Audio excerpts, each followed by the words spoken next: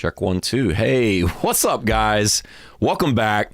Episode 4 of this series we've been doing with these live interviews with these awesome-ass, badass bands. This one, again, is sponsored by Aurafest. So, again, shout out to Tim for setting these up. We're super thankful for this opportunity and for him letting us be the one to host them. So, yeah. So what we got here is we have this band, badass band called CAPRA. I hope I'm saying that right. He'll probably correct me.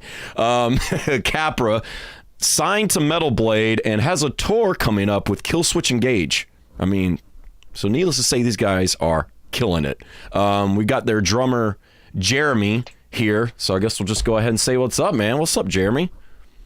What's up, man? How's it going? Good, man. We appreciate you coming out, man, and being a part of this, man. We're stoked to hear your story and hear all the rad stuff you guys got going on, man. How you feeling?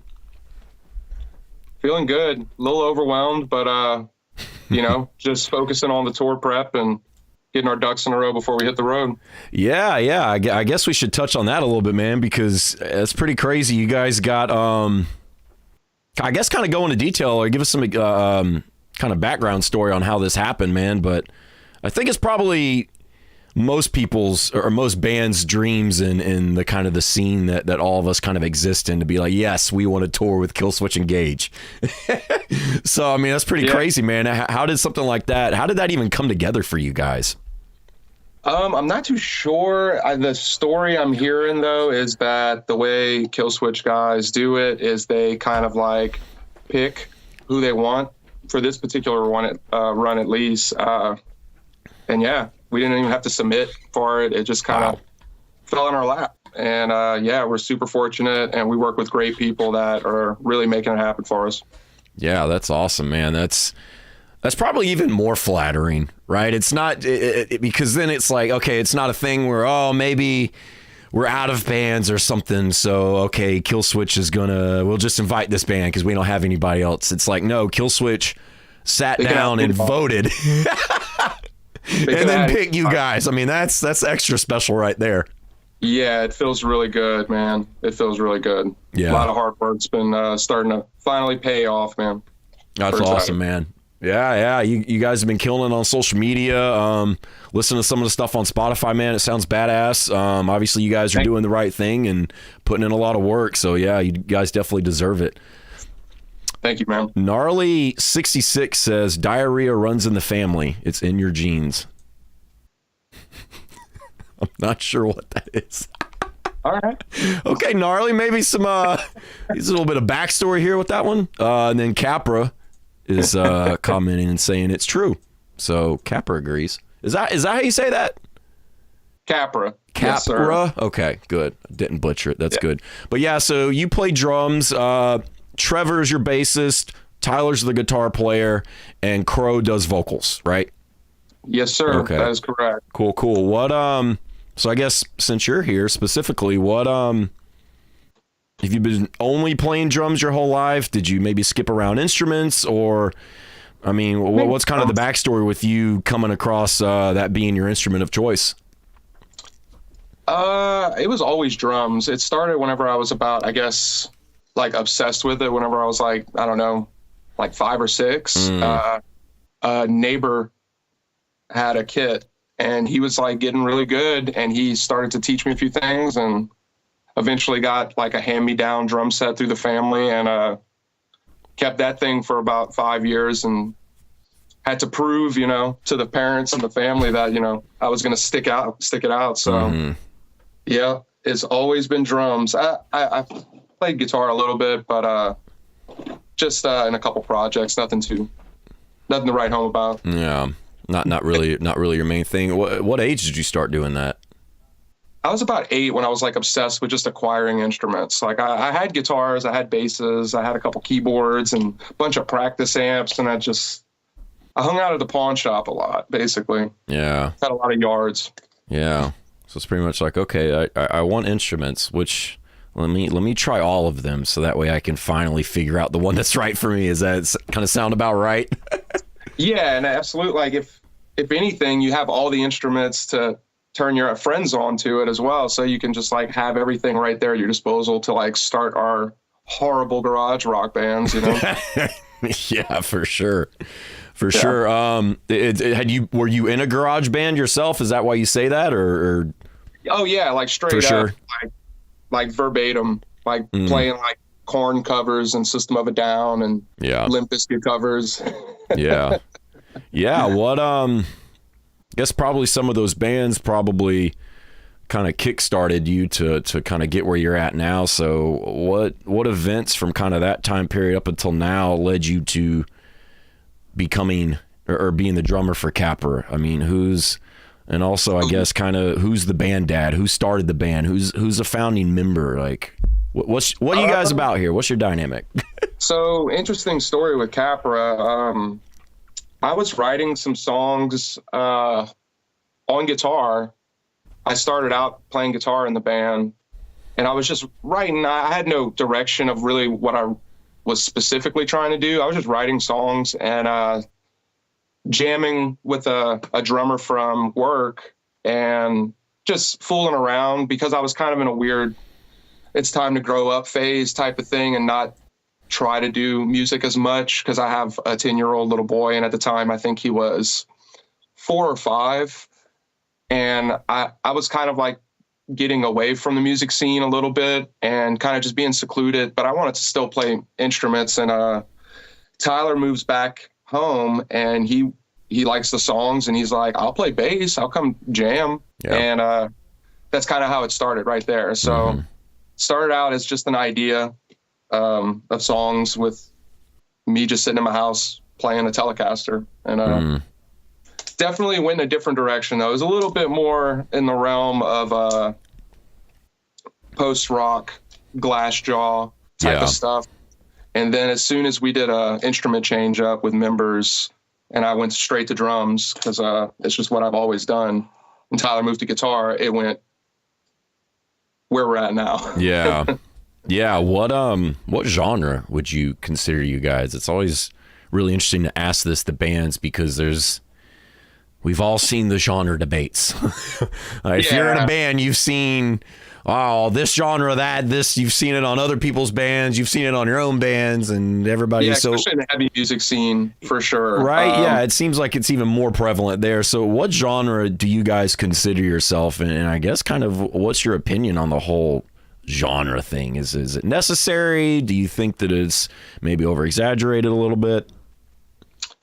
I don't think it's as important, but I think it's just a way people like cope with what they're hearing. Mm-hmm. And they describe it to their friends as it's like this. And I think that's how it helps people just give recommendations. I think you give people ideas before they hear something. So I don't mind it. But we've kind of got this label from people just telling us it's like metallic hardcore. Yeah. CAPRA actually just said party rock forever. Yeah, that too. Yeah. Yeah. Yeah, that's pretty funny. That's got to be Tyler. What would some other metallic? You said metallic hardcore. What would be some other metallic hardcore bands? I keep wanting to say Metallica. Metallic hardcore bands. What are some other ones you would name as kind of a reference here? My personal favorites that I grew up listening to were Every Time I Die, The Bled. Gotcha. Kill Switch Engage at like their earlier albums, like definitely had a really hardcore vibe going on. Just a ton, man. Like I'm drawing a blank right now. Yeah. I'd say Dillinger, but they're a little bit more math prog. Yeah, some of their stuff I could see kind of falling into that for sure. Yeah, they played shows with all the same bands that I just listed. I mean, Poison the Well was so important to my youth and coming of age. Excellent band, phenomenal and band. Thursday, but they're not metallic hardcore. They're just important to me from the same era. Yeah, for sure. Everybody takes different influences from different places, even if it's not the same genre of music that you guys are in, for sure. Yeah, so you got some tours coming up. Obviously, we can talk about this Kill Switch one a little bit more if you want, but some of these, we spoke briefly earlier, and you said you guys are going to be pretty busy with a lot of shows coming up. What do you guys have planned tour wise? I mean, where are you guys going to be playing at? Well, what we got coming up that we leave a week from now, it's a very short run that we're doing, basically kind of like East Coast down to the Florida area, and then coming Nice. back. Start out in Hattiesburg, and then Savannah, which I'm very excited about because that is a very cool venue. We had a great show last time we played, and I'm all about coffee. So you're talking about the Sentient Bean? Yes. Yeah. Yep. I was going to ask if you guys had played Georgia before or Savannah before. Yeah. Yeah. I think I'm kind of mixed up in the different tours we've done lately, but we played Atlanta, we played Savannah. I think that might be it for Georgia. Yeah. Cool. So you guys, you have a run that you're about to do, right? You said earlier that you were kind of packing your stuff up, getting ready for that, right? Yeah. Yep. So you got that run going, and then you come back home for a little bit, and then you do the kill switch run, and then you come back, and then so is it pretty much just going to be on and off, like, or not even that, just on tour, come back home briefly, and then just back out again? For the most part, we had some other things planned, but we kind of prioritizing some other things that I can't really talk about just yet. But soon, hopefully, I think that announcement will be coming sooner than we know. We'll find out more. It's all evolving day to day, man. There's so many things that are coming in through our chat with the management and the booking agent. So it's a lot to keep up with, for sure. Yeah, for sure. Tim, actually, what's up, Tim? Welcome to the stream. He says early 2000s for the win. True. Forever, dude. You right. Hard agree. He he also just asked, how was Furnace Fest? Amazing. Yeah, I'll go into that a little bit, man. I seem to skim over that detail. You guys played Furnace Fest, man. That's badass. How did that get set up for you? Is that something that you kind of submitted for, or did they hit you up? I mean, how did that? That would be more of a Tyler question, but I think what had happened was that Tyler made a few friends that had to do with the festival itself and the booking, and the person that's in charge of the entire festival that kind of runs the whole thing, the big head honcho, really liked us. And he reached out to our booking agent at the time, and I think we were on the road too when we got the news that we got the call for it, and that was a cool moment. Damn. We were like super roughing it on the road too, and that like really pulled us out of like a moment that we were having, and it was just like the camaraderie. I'll never forget that moment. That was cool. But the festival itself, it was amazing to be on the Shed stage, for one. That was like, if you know anything about the festival, that is like what many consider the cooler stage. That is not the big main stage. And amazing experience. Never played in front of that many people at once. So that was a little nerve wracking, and I had to use a backline drum set that I was super unfamiliar with. So that was really, that was not my favorite part of it, but we got through it, and we played a great show. And is that just because you guys had to backline drums, just because of the sheer number of bands that were rotating in and out? Is that? All the headline bands, they had their kits that were like basically lined up behind the main stage for later in the day, but for the most part, all the day bands were backlining. Interesting. Huh. It was a nice drum set. I just wasn't familiar with the sizes and the hardware. So I moved so many things real quick, and it was fun because I play with such a small kit, and I was kind of bummed because they ended up making us wait 15 minutes after we were ready to go. Like, we did the line check and everything, and everybody was ready to go, and they're like, all right, we got a 15-minute wait. And I was like, I could have brought my drums out. Right? It's like, I literally have my drums right now. I play with like the most Ringo Starr setup, it's just 2 toms, a snare, and a Yeah. kick drum, and 2 cymbals and a hi-hat. Like I'm not a big drum set guy, so I was kind of bummed about it. But we had a good time and we killed it. So Awesome. yeah, That's can't wait to do badass, that man. again. Yeah, for sure. That's an amazing opportunity. Yeah, kind of talking about amazing opportunities some more. You guys getting signed to Metal Blade. I mean, damn, that's badass. For us and hell, for most people that are probably in bands of this similar genre, that's when a lot of us think about getting signed to a big label, I mean, Metal Blade's the one that probably comes to the top first for most people. Yeah, easily top 3 in the world for us. Yeah, that's awesome. So, yeah, for sure. How did that come about for you guys? And who hit who up? How did COVID play an issue into this? Because everybody got kind of messed up from COVID. Kind of go into that detail, man, and give us the lowdown, the story of that. Yeah, it's kind of a complex, long one, but I can give you a simplified version. We were working with our now manager, Matt Bacon, from Unchained Management. He wasn't with Unchained at the time, but anyway, he was just helping us with our social media and stuff, and like kind of guiding us, and everything was going really well with that. And he just has a lot of friends in high places, and one of his friends just so happens to be chef Chris Santos, celebrity chef from Chopped. And yeah, that was like, whoa, okay. You said his name is Matt Bacon? Yes. And he's friends with a celebrity chef? That's hilarious. Right? Oh, yeah, I didn't even put those. There's that one now for you. Yeah. Anyway, go ahead. Chris Santos has a sister label with Metal Blade called Blacklight Media. And it's all under the same Metal Blade umbrella. And is this a celebrity chef?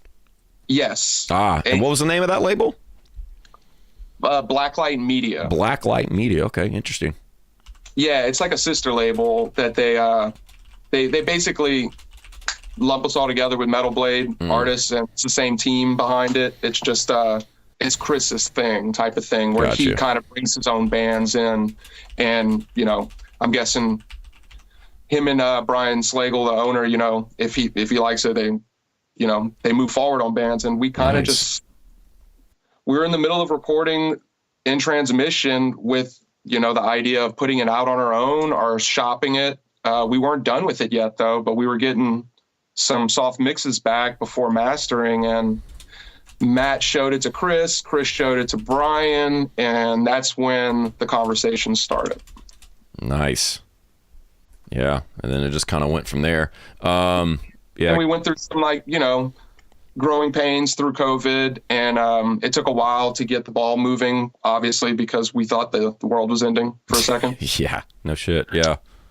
But once they got back in touch with us 6 months later after we started talking, and happened relatively quick. That's awesome. And it's quite an honor. That's cool, man. That even despite the fact that COVID just straight up disrupted everything, that even after the fact that they were still willing, like, hey, despite COVID, a few months later, boom, let's continue where we left off. So that's pretty cool of them for sure.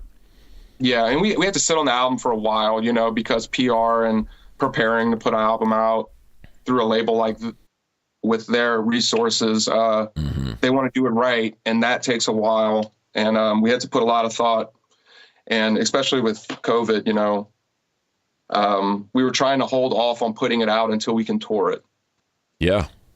And we held out as long as we could, and we still had to wait about, I think, 5 months after the album was put out before we can hit the road on it. So that's why we're so eager to get this sophomore album out. We've been working on it for quite a while, material-wise, and we just are this close to submitting everything to the labels. Yeah. Within a week or two, hopefully. That's badass. And then you'll be able to follow that up with a whole bunch of shows, and some really badass ones too. Yeah, music videos, tons of content. We're gonna hit it hard. Nice. Hell yeah. Yeah. Capra says, fun fact, Chris Santos is also responsible for the discovery of Harm's Way. Damn. Didn't know that. A fun fact. Know that one. I didn't know that one. That's interesting. That is badass. High five. Yeah, that one's badass. Yeah, what kind of interested in the CAPRA, the other 5-letter word that starts with a C. That did almost the world. Yeah, right. Yeah, CAPRA shut the world down for years. What is your kind of your writing process like? It's always really interesting to hear each band's perspective on this, because some bands it's kind of, you have the one guy that just does most of the stuff and he's kind of the band dad and just does all of the stuff. And then some bands have it where it's maybe 2 members do kind of something, or maybe everybody does. When you guys say, okay, Capra needs new music, we need new material, how do you guys go about that? Do you all sit down in a room together? Do you send stuff back and forth? Is there a band dad that's kind of doing most of the stuff? How does that work with you guys? Well, for sure, Tyler is band dad as far as this goes. He and I, we literally shed a lot of stuff together, like at our band shed, and we just jam, write, get together every, like, it would be a week every, I don't know how, lately it's been a little bit more sparse. We've been like hitting it all like really hard for like 2 months, but we used to do it like twice a week, where it'd just be he and I get together, and then we would, jam with the band, show them some ideas. Trevor's also an amazing guitar player, so he gets to show us some ideas too. He's really good with song structure. So like everybody has their their place in the band. Yeah. And it's collective, but I'd say like 65% of it starts with Tyler. Okay. He gets kind of the bare bones down, and then you guys just kind of build on top of it. Yep, pretty much. And songs are always evolving. It's kind of worked out really great with the sophomore, because we had so much time. I mean, we were working on the sophomore while the other album was just sitting in limbo waiting on a release date. So these songs have had a lot of time with them, but then, we only had like 6 or 7 songs. So the last 3 months before we went into the studio, we really hit it hard, just trying to come up with the best stuff. And I think we did that. Yeah. I really do. I'm very excited. Can't talk about too much just yet, but yeah, we know deep down inside, and we're getting a lot of good feedback from the label and the engineers that are working on it right now, because a lot of them worked on the previous album. Yeah. And that's a good feeling too, to get like a little, hey, this is next level, guys, like, congratulations. Like, wow, okay, cool, we did it. Because, you never know until you walk in the studio and you start getting mixes back. Is this going to be it? Yeah. And yeah, this feels like it. Yeah, for sure. That's awesome, man. That's good. That's good that you're getting some kind of positive affirmation from your bosses, essentially. That's always a plus. Yeah, I'm big on that too. Yeah. So yeah, for sure. Makes me sleep better, for sure. Yeah. Tim says, and the Running Man meme as well. So not only do you find, okay, yeah, for sure.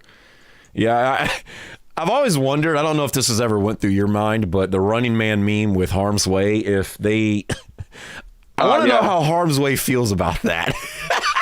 I think I've watched some interviews with them on the Hard Lore podcast, and I think there's some mixed feelings about it at this point.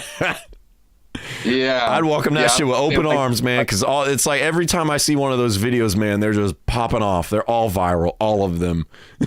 You never see one of those with less than 10,000 views on it, right? Right.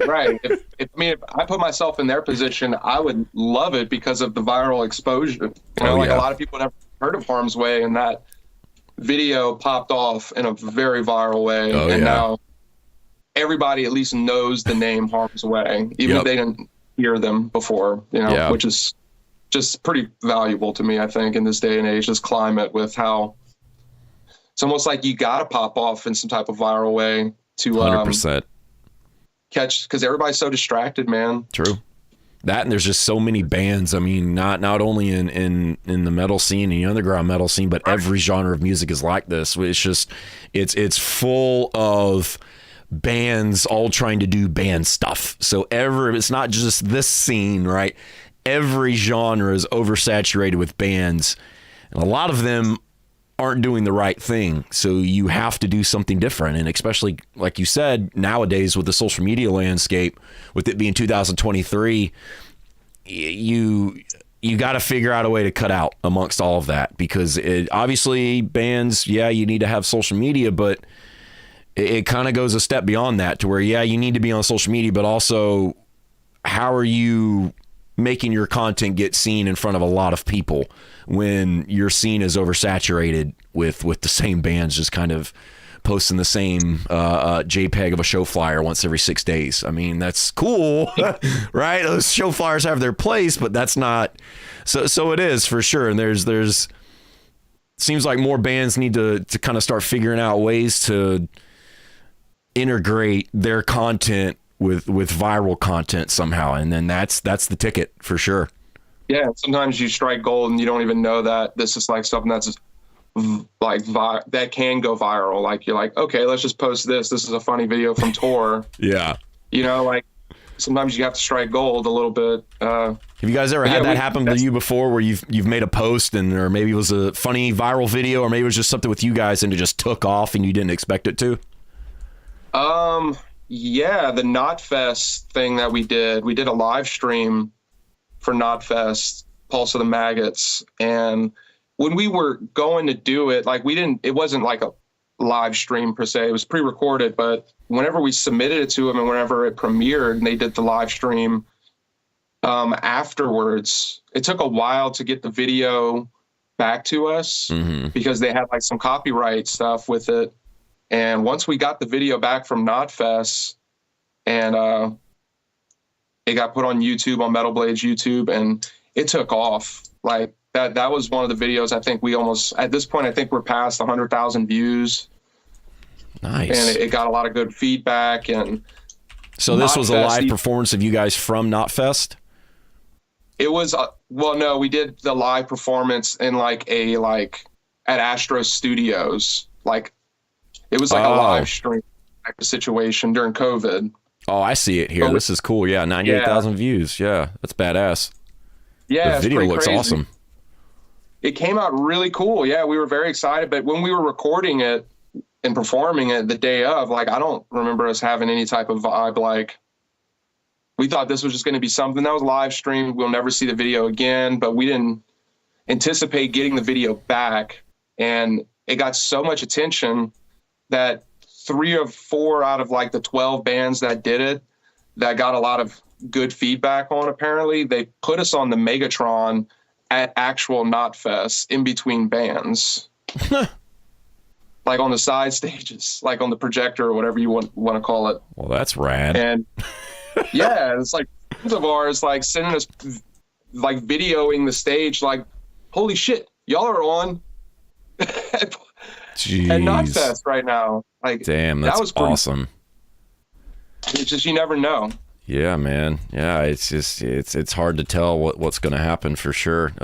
Some of it's luck, but most of it for you guys is hard work. Obviously, you guys have put that work in, so it's paying off. That's always kind of how it happens too. It's, you're doing the work, you're putting in the right amount of energy into it, and then it's kind of like that something is going to happen, but the thing that comes around, you never expect it to be that thing, and it's never at the time that you think. It's like, okay, we've been doing the right thing, and maybe it feels like we're not, but then, dude, did you just see who messaged our Instagram or something like that, right? Or, this band reposted, or this big, huge Instagram reposted our video, right? It's always something random you never expect, right? Right. Sometimes, you got to keep trying, and sometimes you'll stick it and it'll land. But for all the things that are going right for us right now, there's been plenty that's going wrong. This is just over time and just staying dedicated and keep trying to do the right thing. And, we're very fortunate. Yeah, for sure, man. That's awesome. Good for you guys. What's one of the biggest, kind of talking about doing big stuff here, having your band's face on the Jumbotron of Knotfest. What are some other goals you have for the band? I mean, this could be anything really specific, like, oh, we want to play this venue with these bands, or I don't know, maybe it's something like you guys just want to tour the earth, you guys want to play a show in Australia or Japan or something. What are any kind of big goals that you guys have for the band, and how do you plan to get there with it? I think the long-term goal of the band is just to be sustainable, just to be able to not have to get back home to get back to work, per se. I think when we're all at a place where we can all like say, all right, this is our job 100% now, I think that's the main goal right now. And I think we're getting close, man. I think this next album hopefully will get us a little bit closer to that goal. But as far as personal goals, man, I want to open for Korn. Yeah. Okay. That makes sense based on what you were saying earlier. I mean, you were covering those songs in your garage years ago when you were 8 years old, right? So, I mean, it was my first concert too. Really? Damn. When I was a kid, yes. That's I was awesome. like 10 years old, and I went to the 1998 Family Values Tour. Wow. Holy shit. First concert ever. I have not thought about that name in a while. What was that like, man? It was, I felt like I was doing something very wrong because I was with just being there. Yeah, I felt like I was like, oh man, I'm looking around. That band, the band that kicked off the show, part of the tour package was Orgy. And they have a very Marilyn Manson almost esque type of aesthetic. And yeah, as soon as they started, I was like, I don't know if I should be here. Like, I don't think I'm supposed to be here. How old were you? When was this? I was 10. Yeah, so it was in 90. Okay. Yeah, and I'm 35 now. I'm bad at math, but yeah, I think I was around 10 or 11. And I was actually lying to my parents, and I was with a friend and his dad, who was the cool parent. So we made it happen, and my parents never found out until I was in, you know. Years later, you're like, hey, whoops, hey, so this happened. Spoiler alert. Can't do anything about it now, but hey, it happened. Dude, I'm saying it definitely was not a show for kids. I'll tell you that. Rammstein and their prosthetic phallic things they do on stage, and Ice Cube too with the whole what the hell, fuck the police thing. Dude, what a lineup, dude! Orgy, Korn, Rammstein, and Ice Cube. Jesus, that's and crazy. Limp Bizkit.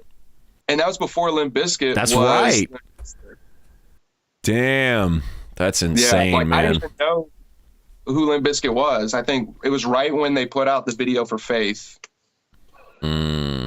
Jesus, man. Oh, yeah. I was never the same, dude. Capra says, memeing, they put us on the Megatron now for viral reasons. Well, there you go. I guess there's going to be a meme now with Capra about getting put on a Megatron.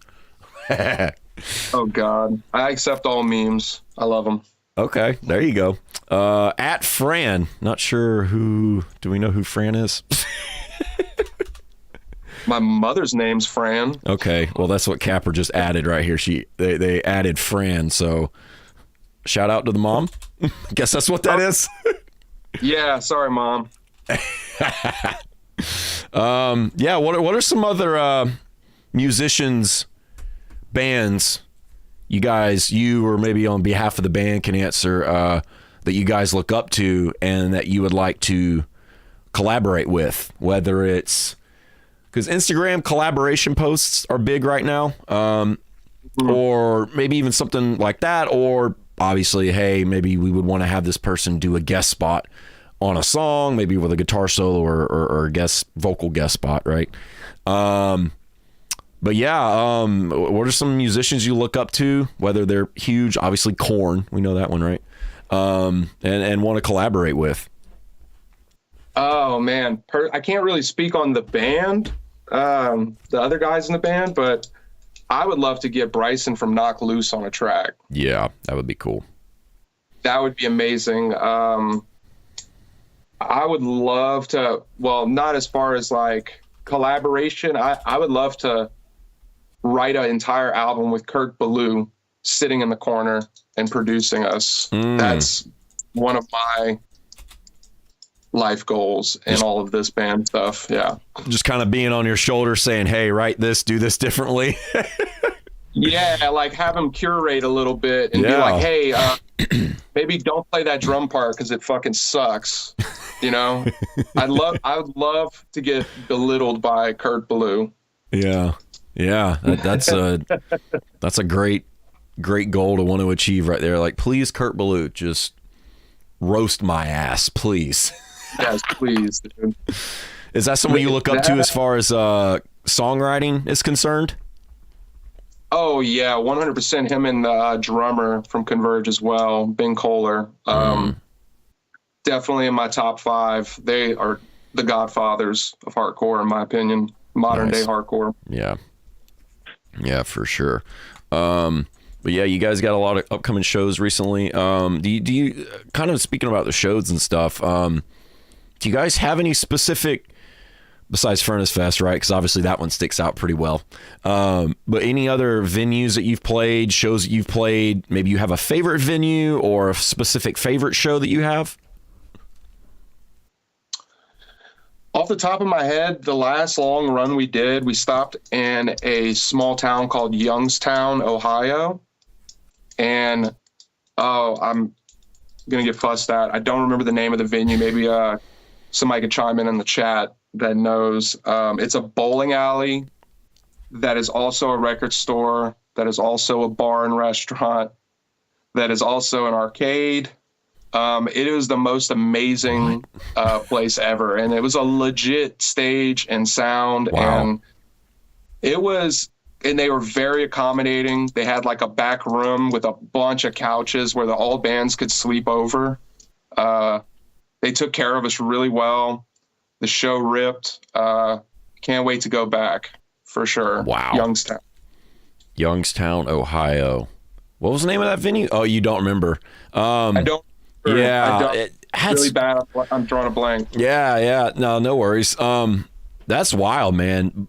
It's hard to even remember what you just listed there with that. So bowling alley, arcade, bar and restaurant, venue. Jeez, man.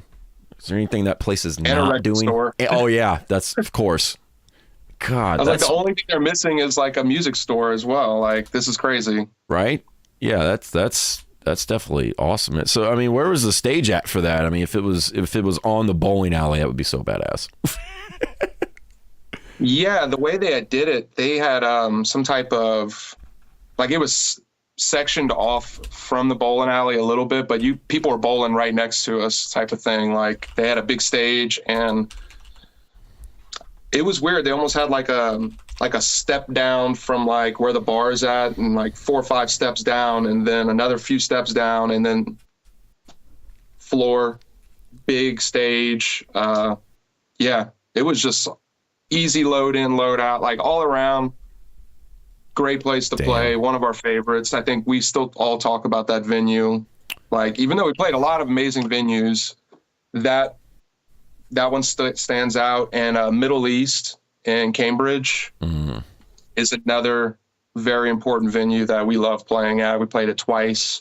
What do you like about that venue? It's just a big, very big room, and it's got a lot of history. It's been around forever. A lot of great shows that we've seen pictures of from like returntothepit.com, that old school archival photographer. We got to open for Doom Riders and High on Fire at our first show there in the big room, and that was like life-changing as well. It was similar feeling like Furnace Fest, like, and getting to hang out and like talk shop with like all these amazing musicians. Got to talk to Nate from Converge because he's the lead singer in Doom Riders and plays guitar. So damn, it was that's great. Awesome. Got to just be a fly on the wall and then actually have some good conversation and try not to, be a fanboy. Yeah, it can be tough sometimes. Capra said it's West Side Bowl is the name of that place. That's it, West Side Bowl. I knew bowling was in the title. Yeah, man. You're playing that many shows, man. It can be hard to remember for sure. Yeah, especially like I'll remember the venues, but I don't remember their names, and I forget what towns they were in. But I remember the venues. So Yeah, yeah. What do you guys have a favorite song do you guys like to play live? Kind of separate from, I guess, you personally, right? So I guess we'll ask this kind of in a two-part question here. What is your favorite CAPRA song, and what is the one song that people want to see most alive? So what do you think your fans' favorite song is, and which one is yours? I think Medusa is probably the fan favorite that really resonates at shows to people that never heard it either. We see a lot of people, well, I don't see anything because I'm behind the kit, but Crow's always mentioning how people like in the crowd know the words and are screaming it back at her, and that's amazing. For Medusa. Yeah, for Medusa. Torture Ship was a favorite too for a while when that one first came out. My personal favorite to play, and I think everybody can probably agree at this point, we've been playing this song for probably 6 months. It's going to be on the new record though, and it's called Tied Up. Okay, so it's not released yet. It's not released yet, but if you come to the shows, you'll hear it. There's an incentive to come to the show. There you go. Yes. Yeah, that's awesome. So if it wasn't for music, let's just say, obviously this would probably be worst case scenario, right? But if you weren't doing music, all right, let's just say, where do you think you would end up at? Or like, what do you think your profession would be? Do you have some other type of creative thing that you might follow instead? I mean, where do you think you would end up at if you weren't doing music? I would probably be more on a higher projection with my career. I'm in a trade. I install ceramic tile and flooring and showers, backsplashes, all that type of stuff. I've been doing that for about 12 years. And oh, damn. I work for a really, really great company, a great boss that is super understanding and lets me take off as much time that I need to take off, That's which perfect. is how much ever he's made clear. Like he's a really great person, and he supports like my dreams, anybody's dreams that work for the company. And he's like very, very much in my corner, and that's really cool. But I'd probably, move up a little bit more with that. Yeah. If I wasn't doing music, I'd probably put more of my eggs in that basket. Yeah, for sure. Yeah, because somebody always needs a house renovation or something built. There's always that. I mean, we're looking at that soon for this place. So, hey, maybe we'll hire you. Maybe you'll come out. Yeah, man, I can throw some tile down real quick. I'm fast, man. Yeah, for sure. For sure. And that's creative too in itself. So I like working with my hands, and like I'm always working on something different. Every day is different. So I really get a lot fulfillment from that career. Yeah. Yeah. Kind of want to know,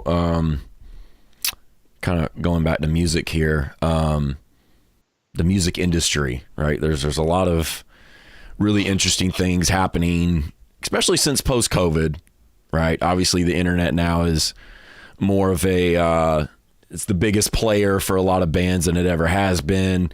You have a lot of bands that are seemingly taking off without a label, and some of them are still using a label. So, and you have things like streaming services now, even phasing out CDs. People still buy CDs, but I mean, streaming services now are huge. I mean, look at Spotify, right? I mean, if Spotify didn't show play counts, then it probably wouldn't even be number one, but the fact that it does, right? So there's so many things about the industry that are interesting. If you could change anything about the industry, whether it's get rid of something bad or introduce something good or whatever it is, if you could change one thing about the music industry right now, what would it be? A realistic change that I think could totally happen right now if everybody just got on board is no more venue merch cuts. Yep. I think that is a huge gripe within the community, especially the heavy music community. And I think that's something that could be done and should be done. I really believe, unless you're playing like stadiums, I get it, the bigger venues, but man, we're roughing it out here. Like every cent counts, and those can hurt on those nights whenever we have to do merch cuts. And some bands deal with it every night, and it's already hard out here. You know, that's where we make the majority of our income as a band when we're on the road. So Yeah. that's one thing I would change immediately. Yeah. I don't think it would ruffle feathers. Yeah. It's, I mean, it's kind of like you say, man, it's with the bigger venues, maybe the Whiskey A Go-Go's or something like that.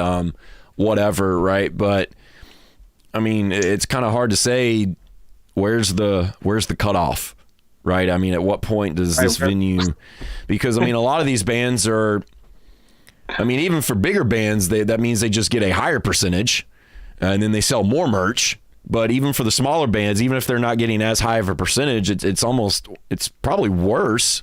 Seems like it would be There's worse. so many people losing in the situation. The consumers are losing too, because these big shows, I had a significant other that went to a Rush concert and I was unable to go. And it was like their last tour ever.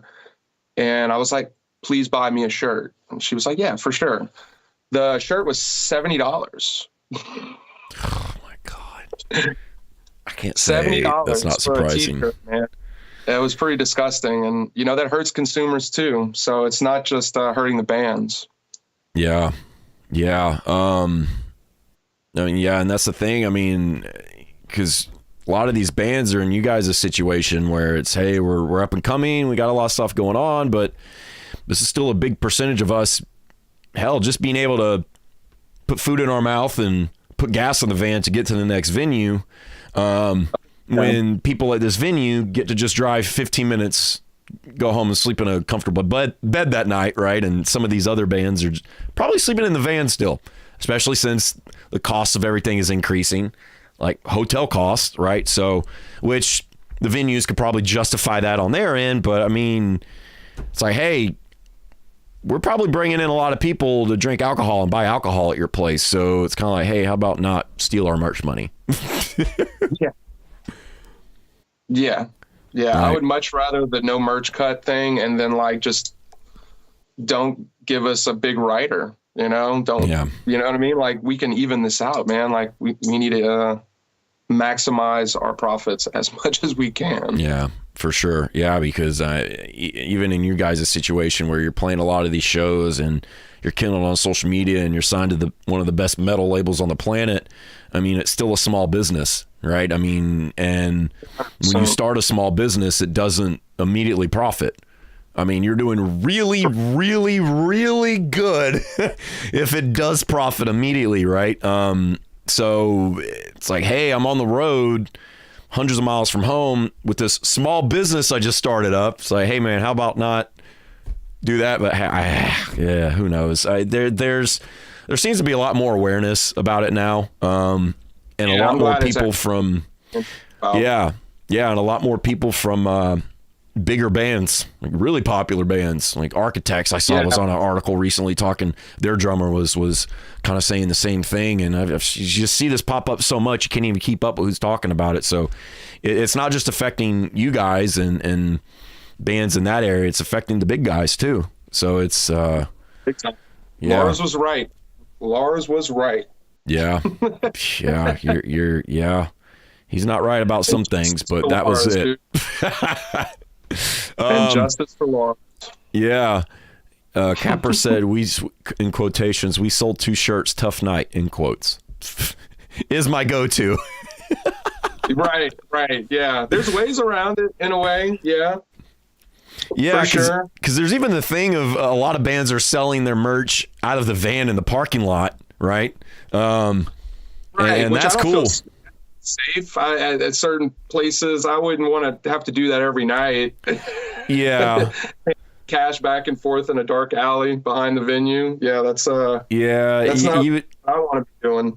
Yeah, but, if you were going to do that frequently, it seems like you would need all of the band to be there. It's like, all right, we need a lot of hands back here. 100%. It just didn't sound fun or organized, and it sound Yeah, but you do what you got to do. Yeah, time to time, yeah. Yeah, man. Well, yeah, this has been fun, man. We talked about a lot of different things, man. I guess we'll go ahead and wrap it up. It's been about an hour. But before we do, just if there's anything that you want to say, you personally, on behalf of CAPRA, anything do you want to say to your fans? Anybody watching, you want to plug? Go listen to this. Check this out. Go to this link. Download this thing. Whatever it is. What do you got to say to them? Yeah, man. I just want to thank everybody for the continued support. This past year has been amazing. This next year coming up, we got a lot. I wish I could tell everybody about the stuff we got coming up. It's all still in the planning process, but keep an eye out. Keep an eye out on our socials. If anything, support the band through our Bandcamp. It really helps. Like, merchandise is our